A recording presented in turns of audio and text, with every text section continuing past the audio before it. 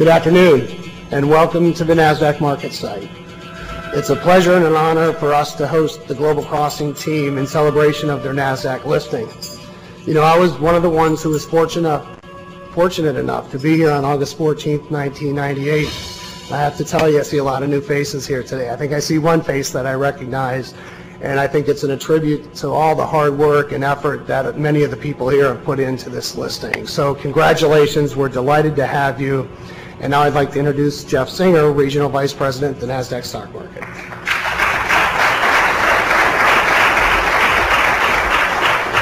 Well, good afternoon, everyone, and welcome officially to the Nasdaq Stock Market.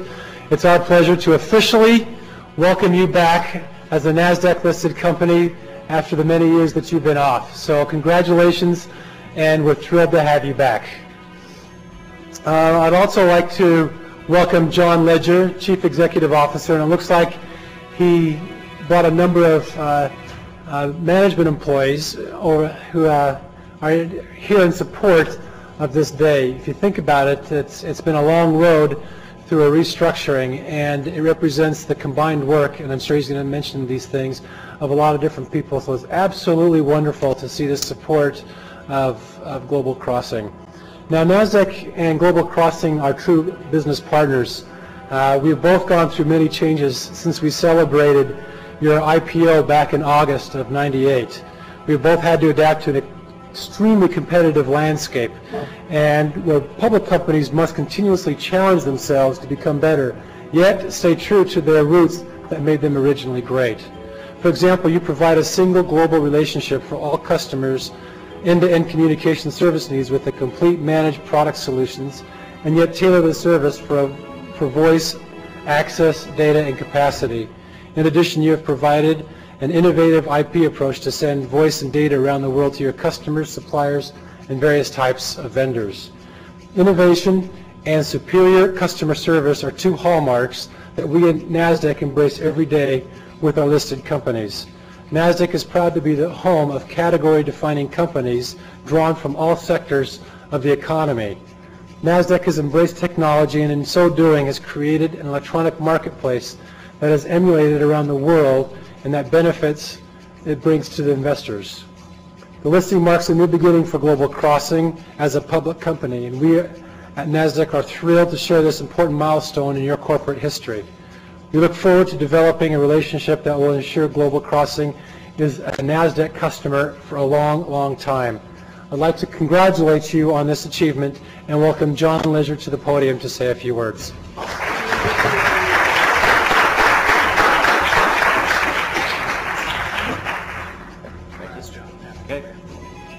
Well, good day, everyone. I'm John Legere, the CEO of Global Crossing, and also known now as GLBC. And I'd like to thank the officials of Nasdaq for having us here today, and we are very, very happy to have met the stringent standards of listing on their national market. As you can see, this really is a good day for Global Crossing. 2 years ago, we were the company that built the premier global communications network on the planet. Well, today we're the company that came back to run that network and leverage the unique IP capability in a world that is more ready for it than ever before. Now, Global Crossing emerged from Chapter 11 on December 9th. After 681 days, today I think you can call us the comeback kid of telecom. We've kept our network performance at 5 nines of reliability, the highest standard in the industry. We dramatically improved our customer satisfaction levels and retained our revenue base at approximately $3 billion while decreasing our operating costs by over 60%. We now have a new investor, mainly in Singapore Technologies Telemedia, and we have what we're proud of, which is a very first-class, first-rate board of directors who are very committed to good corporate governance. To give you an idea, amongst them are a former Undersecretary of Defense, a retired United States Air Force Lieutenant General, a retired U.S. Navy Admiral, as well as the Chairman of Royal Philips Electronic and the Chief Executive Officer of the National Cable Telecommunications Association.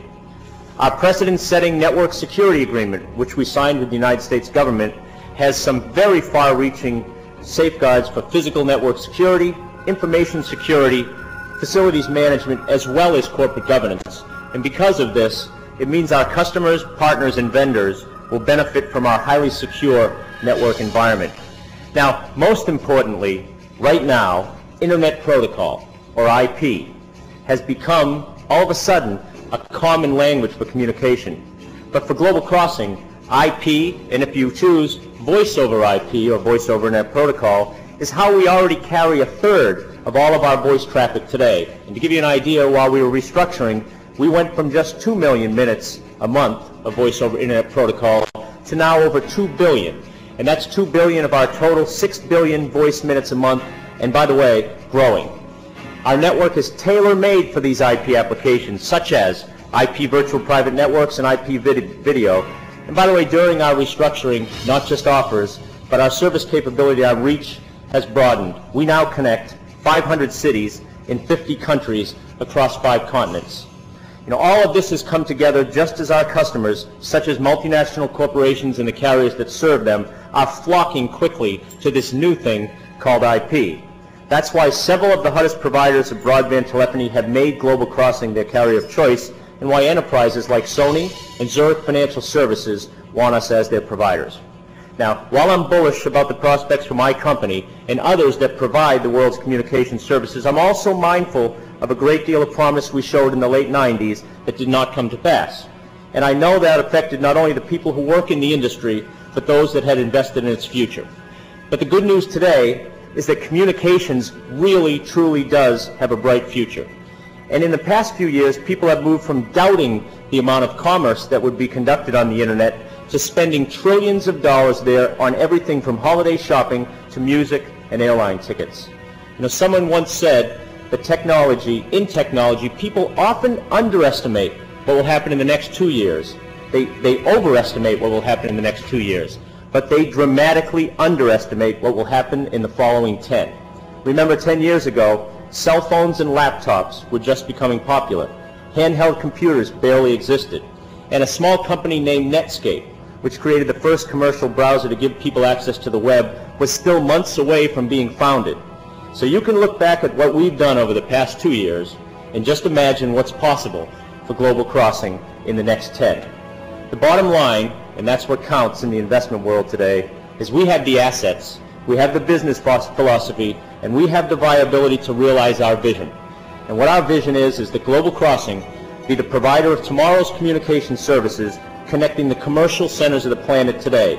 And fundamental to this vision is our next generation IP services platform and the unique network with its global services reach. Every day we will work hard towards reality of implementing this mission. And the mission we have is to become the market leader in global data and IP services, building upon the unique network and technology advantages, and by the way we bring these to customers. We're proud to be back, thanks in a large part to all of the employees of Global Crossing and many members of the senior leadership team that are here with me today. And we're also proud to be back because we do have a global network built for IP. And as one analyst just said, we had that network at a time when the world finally seems headed in that direction. We're looking forward to a new era of innovation, and we really look forward to becoming the dream that Global Crossing was built for. Thank you very much for having us today, and thank you for the creation of GLBC.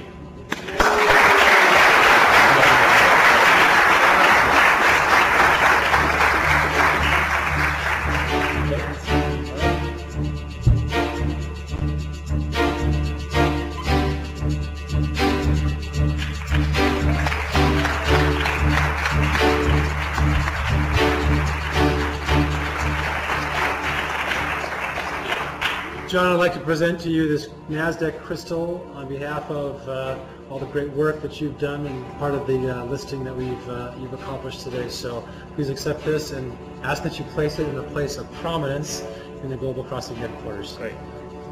Thank you very much.